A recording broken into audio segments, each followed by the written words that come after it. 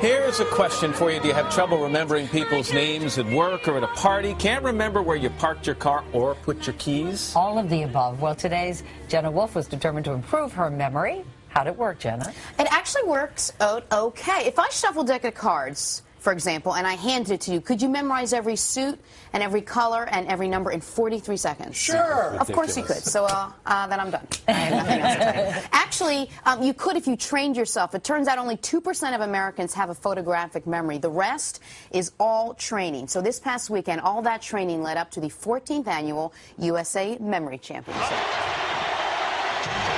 Here is Jordan. Yes. Jordan, McEnroe, Dellis? You may not have heard of that last guy, but Nelson Dellis, like Jordan and McEnroe, is at the top of his game as a memory athlete. You expect to find someone who's just naturally good at memorizing things, but that's not the case ever. Everybody who competes in these competitions train their memory. Which for Nelson means treating it like any other passion. I train every day. I'm trying to compete and win, so it's at another level, but keeping my mind stimulated is kind of my philosophy, of life is I work out my body, but I also work out my brain. Before you think this memory business isn't for you, keep this in mind. Anybody can do this. You could do it. Anybody on the street could do it. It's understanding how the brain works and taking advantage of it. To get a better idea of what a memory athlete can do, we put Nelson's memory where his mantra is. Hi, I'm Nelson. Hi, I'm Jim Bell. I'm Matt. Caitlin. Eric. Jenna. Jenna Bush. Hager. Emily. Reka. Hi, I'm Don. How you doing? After meeting and greeting 55 Today Show staffers, spending less than 5 seconds with each one, Hi, Matt Lauer. Nice to meet you. Hi. Jackie Aguilera. Hi, nice Jackie. to meet you. we sat Nelson down to see how he did. Yeah, Reka. Reka. Great. That's Don. Candace. Yes.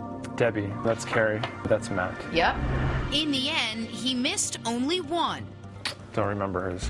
So how does he do it? Being able to convert what you want to memorize into vivid pictures. So say you have a grocery list, you want to be able to look at those words, say like milk, and actually picture milk.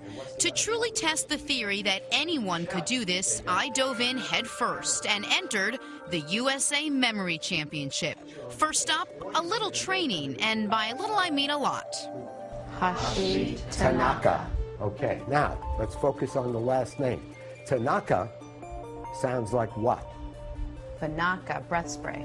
Breath spray. So what does Banaka breath spray have to do with Hashi Tanaka? So now we want to connect either one of those to the feature that you chose on the face. The nose, the mouth, the eyes, the forehead, and the cheekbones.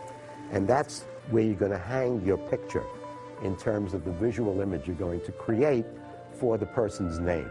So tell me the story you used to memorize my name. I did that wolf. I did like your hair was like a little different colors, so like different shades of the wolf's coat.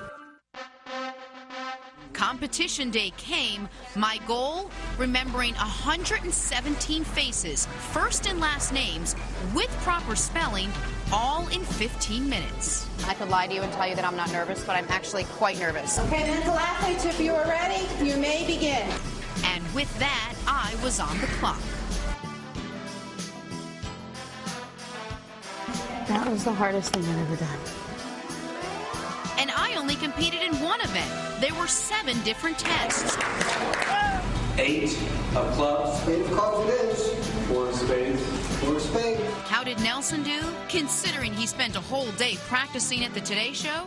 Oh, I would just like to be the first one to congratulate the new USA champion, Nelson Dellis.